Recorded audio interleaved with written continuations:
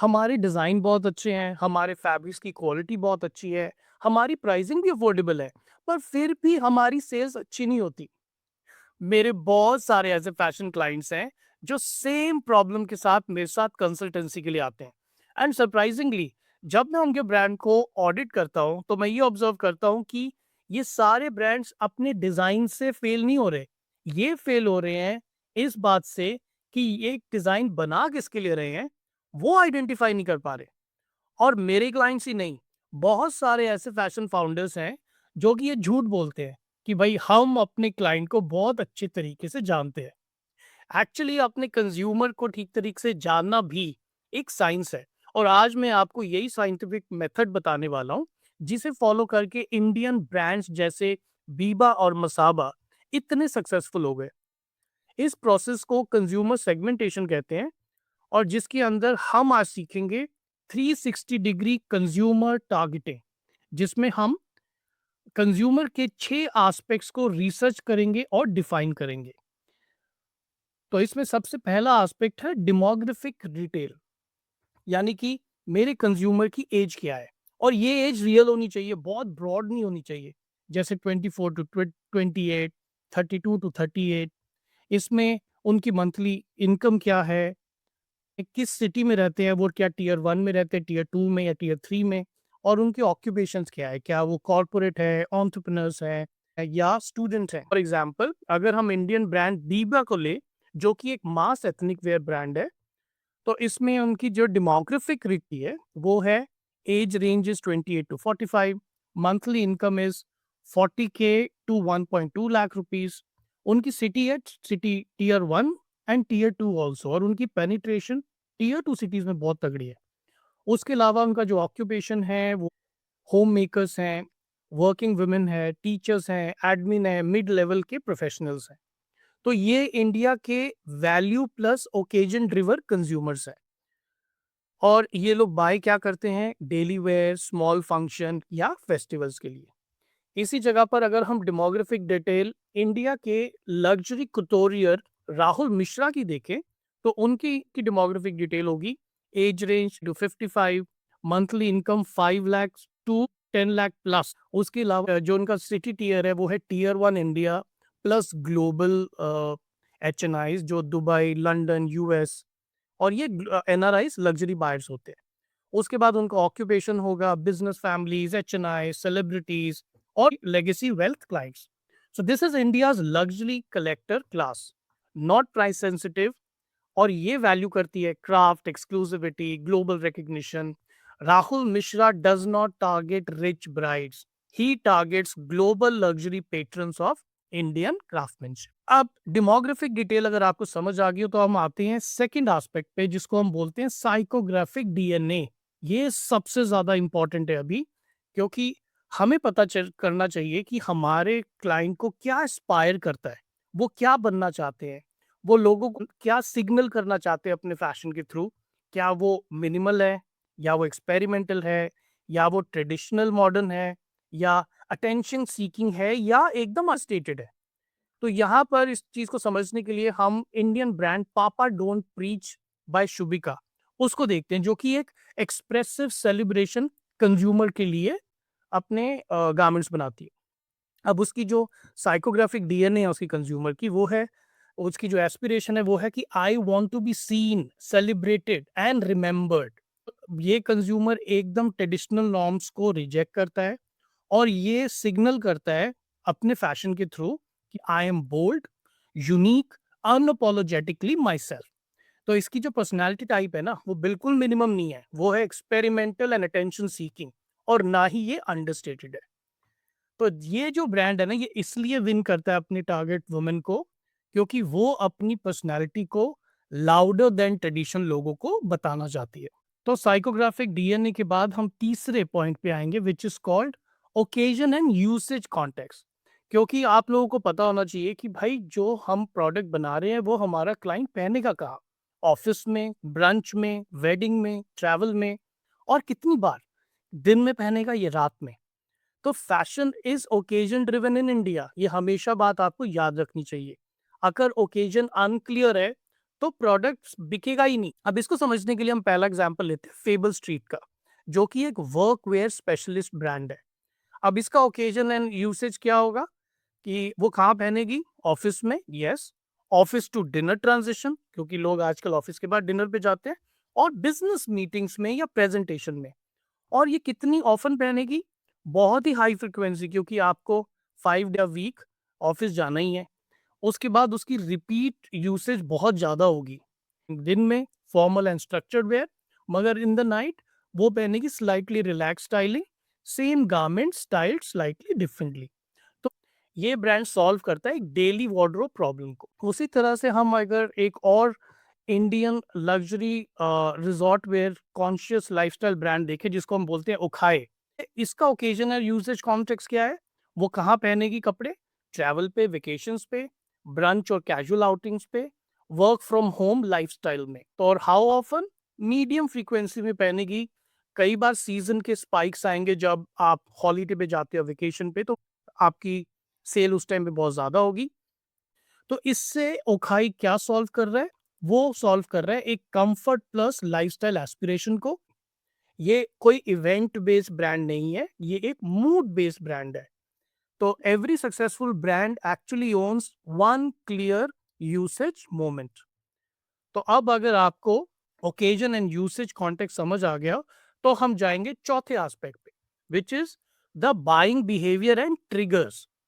क्योंकि किसी भी ब्रांड को ये पता होना चाहिए कि जो उनके कंज्यूमर्स हैं वो किस लिए फैशन खरीदते हैं। क्या वो नीड बेस्ड खरीदते हैं, या वो इमोशनल खरीदते हैं, या किसी सोशल वैलिडेशन के लिए खरीदते हैं? और उनकी परचेज को ट्रिगर क्या चीज करती है? क्या सेल्स ट्रिगर करती है, या किसी इन्फ्लुएंसर को देख के वो ट्रिगर होते हैं, या किसी ओकेजन की वजह से वो ट्रिगर होते हैं? तो हमें ये हमेशा पता होना चाहिए कि वो नीड से खरीदती है या मूड से। प्रीमियम और लग्जरी बायर्स हमेशा इमोशनल बाइंग करते हैं, मगर जो मास बायर्स होते हैं वो यूजुअली वैल्यू ड्रिवन बाइंग करते हैं। अब हम समझते हैं दूसरे ब्रांड को, which is House of Masaba, जो कि एक premium identity plus social validation buyer के लिए काम करती है, जिसमें उनकी बाइंग बिहेवियर क्या है? बिल्कुल भी नीड बेस्ड नहीं है, बिल्कुल इमोशनल है। और सोशल वैलिडेशन के लिए वो लोग मसाबा को खरीदते हैं। और ये इसलिए खरीदती है ताकि वो स्टैंड आउट हो, वो नोटिस करे लोग उसको, और अपनी वो इंडिविजुअलिटी लोगों को एक्सप्रेस कर सके। और ये कंज्यूमर ट्रिगर कैसे होता है? ये कंज्यूमर ट्रिगर होता है इन्फ्लुएंसर से, सेलिब्रिटीज से, इंस्टाग्राम पे विजिबिलिटी की वजह से ट्रिगर होता है। और जैसे कोई न्यू ड्रॉप होता है तो उसको बड़ी एक्साइटमेंट होती है उसको खरीदने की। स- इसलिए हमारा चौथा एस्पेक्ट कि बाइंग बिहेवियर और कंज्यूमर का ट्रिगर क्या है, ये जानना बहुत ही जरूरी है जब हम अपने कंज्यूमर को टारगेट करते हैं। अब हम आते हैं पांचवे एस्पेक्ट पे, which is called the media and platform behaviour. हमें हमेशा देखना चाहिए कि हमारा जो कंज्यूमर है वो किस मीडिया पे सबसे ज्यादा पहुंचता है। क्या वो इंस्टाग्राम पे जाता है, या मिंत्रा पे, या ऑफलाइन जगहों पे खरीदता है? क्या वो इन्फ्लुएंसर्स को फॉलो करता है या ब्रांड्स को? क्या वो पोस्ट को सेव करता है या सिर्फ स्क्रॉलिंग करता रहता है? इसको समझने के लिए हम एक इंडियन स्ट्रीटवेयर ब्रांड को लेते हैं, जिसका नाम है जे वॉकिंग, जो कि एक जेनजी स्ट्रीटवेयर ब्रांड है। अब इसके जो कंज्यूमर है उसकी मीडिया एंड प्लेटफॉर्म बिहेवियर क्या है?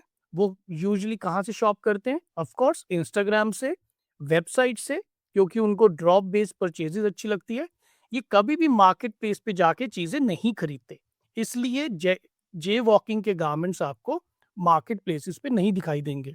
ये फॉलो करते क्रिएटर्स को, अंडरग्राउंड आर्टिस्ट को, स्ट्रीट कल्चर के पेजेस को। ये कम्युनिटी लेड ब्रांड है। और इसके जो कंज्यूमर्स हैं बहुत जल्दी जल्दी स्क्रॉल करते हैं, और ये सिर्फ तभी एंगेज होता है जब कोई चीज बहुत एजी हो, या रिलेटेबल हो, या कल्चरली ड्रिवन हो।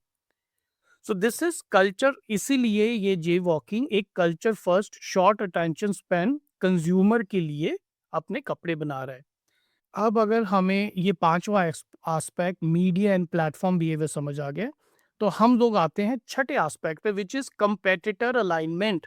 क्योंकि कौन से ब्रांड्स हैं जो आपका कंज्यूमर ऑलरेडी खरीद रहा है, उसने वो वाले ब्रांड्स को चुना हुआ है। इसको समझने के लिए हम दोबारा से फेबल स्ट्रीट ब्रांड की तरफ चलते हैं, जो कि एक वर्कवेयर सेगमेंट में काम करते हैं। तो ये लोग अपनी कंपेटिटर अलाइनमेंट कैसे करते हैं? सबसे पहले वो देखते हैं कि हाँ, मेरा कंज्यूमर कहाँ से खरीदता है? मार्क्स एंड स्पेंसर से, ज़ारा से और वैन न्यूसन से। अब वो वहाँ से क्यों खरीदता है? क्योंकि मार्क्स एंड स्पेंसर जो है, वो है रिलायबल फिट प्लस क्वालिटी के लिए। ज़ारा से क्यों खरीदता है? क्योंकि वो ट्रेंडी है और ग्लोबल फील है उसकी। और वैन न्यूसन से क्यों खरीदता है? क्योंकि उसकी फॉर्मल क्रेडिबिलिटी है। तो उसको ये इनसाइट मिलती है इस चीज़ से कि मेरा जो कंज्यूमर है उसको प्रोफेशनल अपीयरेंस चाहिए, कॉन्फिडेंस एट वर्क चाहिए एंड ईज़ ऑफ स्टाइलिंग चाहिए। और इसी वजह से फेबल स्ट्रीट एक बहुत ही स्ट्रेटेजिक प्रोडक्ट प्लानिंग करता है, जिसके अंदर वो फिट्स मार्क्स एंड स्पेंसर से इंस्पायर होता है, स्टाइलिंग के लिए ज़ारा से इंस्पायर होता है और फंक्शनैलिटी के लिए वैन ह्यूसन से। तो 360 डिग्री कंज्यूमर टारगेटिंग में हम लोगों ने ये 6 एस्पेक्ट कवर किए: demographic reality, psychographic DNA, occasion and usage context, buying behavior and triggers, media platform and behavior, and finally competitor alignment। अब इन 6 एस्पेक्ट को कवर करने के बाद जो सक्सेसफुल ब्रांड्स हैं वो क्या करते हैं, वो एक सात्विक चीज करते हैं which is called identity and self image. वो लोग हमेशा ये पूछते हैं हमारी जो कंज्यूमर है वो क्या सोचती है कि वो क्या है, और वो लोगों को क्या बताना चाहती है और वो खुद से क्या बनना चाहती है। What does she aspires to. For example, कोई बोलता है कि I am a corporate professional but I want to look like a creative entrepreneur. और इसके बाद ये जो सक्सेसफुल ब्रांड्स है वो आठवीं चीज करते हैं, वो ढूंढते हैं पेन पॉइंट्स कि हमारे कंज्यूमर को क्या फ्रस्ट्रेट करता है। क्या फिट फ्रस्ट्रेट करता है, प्राइस फ्रस्ट्रेट करता है, रिपीटेशन फ्रस्ट्रेट करता है, या लैक ऑफ यूनिकनेस। तो जब आपको पेन पॉइंट पता चलता है तो आप उस पेन पॉइंट को सॉल्व करके एक नया ब्रांड पोजिशनिंग कर सकते हैं। और जो लास्ट चीज है जो हर एक सक्सेसफुल ब्रांड करता है, वो है एस्पिरेशन गैप। हमेशा पूछना चाहिए कि what is it that she is not getting from existing brand. अगर आपको ये पता चल जाए तो आपको अपना ब्रांड चलाने की अपॉर्चुनिटी यहीं से मिलेगी। फाइनली ये सारी रिसर्च और एनालिसिस करने के बाद आप लोगों को क्या बनाना चाहिए? आपको बनाना चाहिए एक कोर कंज्यूमर स्टेटमेंट, जिसका एग्जांपल है urban working women 26 to 34 years, earning 2 lakh rupees per month, who wants stylish yet practical outfits for office to evening transition, value convenience over experimentation, shops on Instagram and malls, and feel current brands are either too basic or too expensive। अगर आप लोग को ये पूरा consumer segmentation समझ आ गया है तो मैं अब आपको फैशन इंडस्ट्री का एक बहुत ही ब्रूटल ट्रूथ बताता हूँ। फैशन ब्रांड्स अनसक्सेसफुल इसलिए होती है क्योंकि जब उनसे हम कंज्यूमर सेगमेंटेशन का क्वेश्चन पूछते हैं तो उनका आंसर या तो वेग होता है, या इमोशनल होता है, या बहुत ही अजम्पशन बेस्ड होता है, जिसकी वजह से उनकी ब्रांड स्ट्रैटेजी एक इल्यूजन के ऊपर बिल्ड होती है। अगर आप अपना फैशन ब्रांड लॉन्च करना चाहते हैं या लॉन्च कर चुके हैं और एक साइंटिफिक लॉन्च स्ट्रैटेजी चाहते हैं, तो आप हमारा ऑनलाइन कोर्स ज्वाइन कर सकते हैं हमारी वेबसाइट पर gauravmandir.com। ये 7 डेज कोर्स में आपको ब्रांड लॉन्च करना, ब्रांड चलाना और ब्रांड को सक्सेसफुल करने की सारी स्ट्रेटजीज मिलती है। कोर्स का लिंक आपको नीचे डिस्क्रिप्शन में मिल जाएगा। और मैं नेक्स्ट वीडियो में आपको बताऊंगा कि scientific way of product strategy for a fashion brand.